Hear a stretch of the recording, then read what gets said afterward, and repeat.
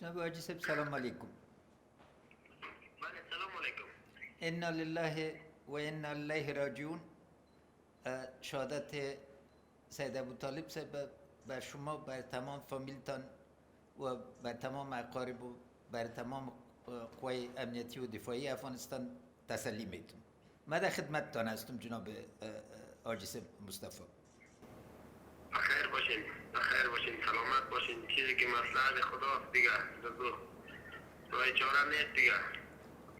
واقعا مگر احترامش، رسیدگی برش وظیفه ماست.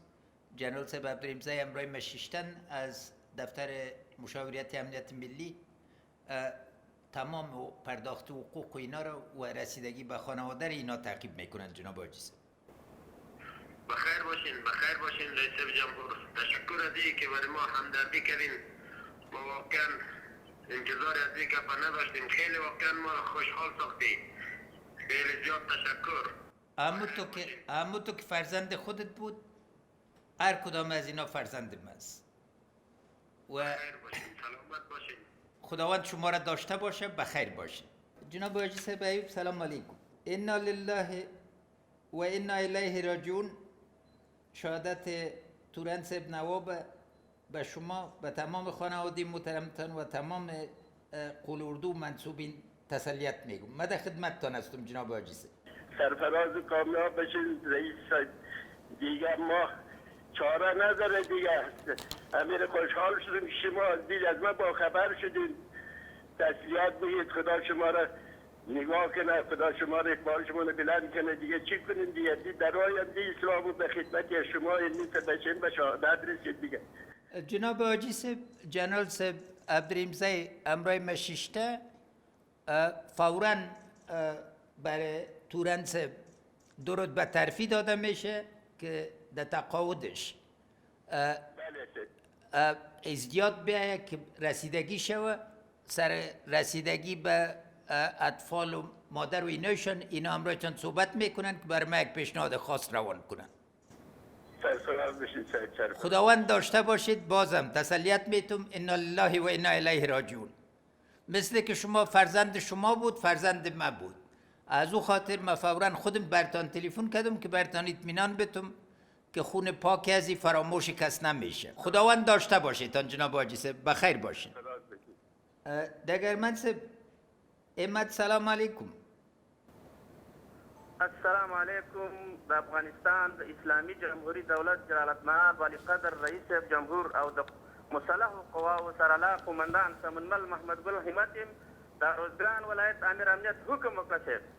نه ما تلفنو که چې مننه درنه وکم ل واقعا آما چې نوم د همت ده په همت مصروفه ورزګان امازده کې ډېر لوی ځای لري. ته لومړي خط کې ما غوښتل چې له تا نه واورم که څه وړاندیزونه لرې او چې مننه وکړم له تا نه، له سربازانو نه دی، بریدملانو نه دی او افسرانو نه دی. مهرباني وکړه همت صاحب.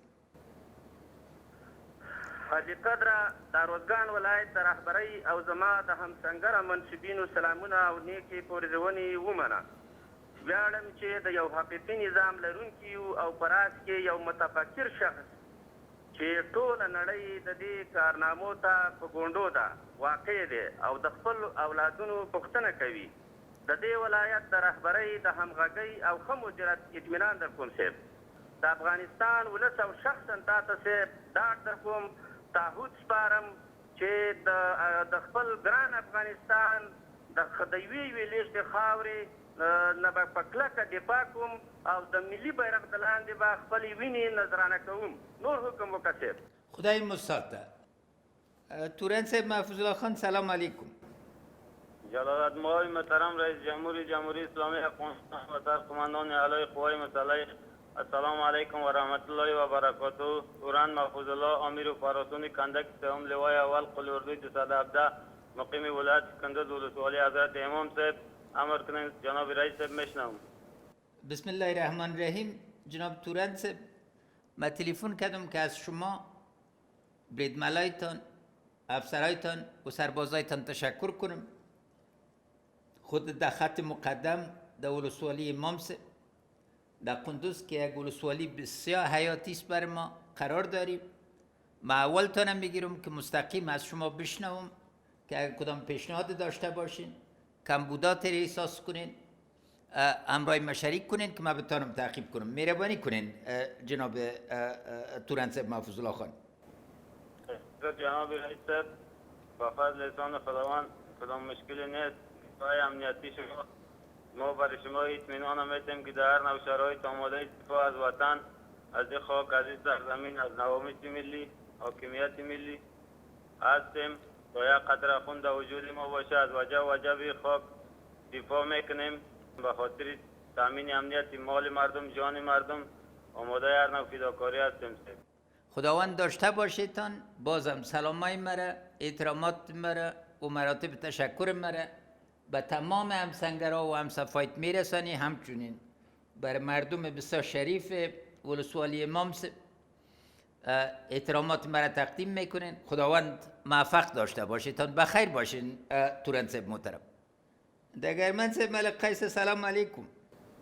سلام علیکم صاحب. د افغانستان د اسلامي جمهوریت دولت جلالالمآب جمهور رئیس او د وسلوال پوځ اعلی سرقومندان، زه ډګرمن ملک قیس عبدالرحیم زید د ملي امنیت لوی ریاست د ځانګړو قطاعت او د لویې قومندانۍ په فراه ولایت کې د 900 ځانګړي قطعې قومندان صاحب ستاسو امر او هدایت ته چمتو یم صاحب. امر وکوئ. خدای دې ساته. ما تلیفون وکړ چې مننه وکړم له تاسو نه د ملي امنیت له ټولو قطاعتونه بریالي عملیاتونه هم کړي دي او غوښتل مې چې تاسو نه واورم چې کوم مشکلات لري یا وړاندیزونه لري چې مستقیم زه له تاسو نه واورم. مهرباني وکړئ جناب ډګرمن صاحب. جناب رئیس جمهور هیڅ مشکل نه لرو. انشاءالله وضعیت نورمال ده، وظایف هم نورمال روان دي. هماهنګي د ټولو نظامونو ځانګړو قطاعتو سره لرو. دشمن ته د دې ممکن نه ورکوو چې دوی راشي زموږ په ښارونو، زموږ په کوڅو، زموږ په بیزونو باندې حملې وکړي.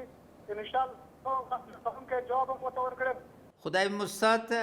نو ما تاوده سلامونه، نیکی هیله او د مننې اظهار ټولو افسرانو ته، سربازانو ته، بریدملانو ته ټولو ته ورسوئ او د فراه درون ولس ته هم اما سلامونه ورسوئ. ورځ مو نیکمرغه ډګرمن صاحب. په خیر اوسئ.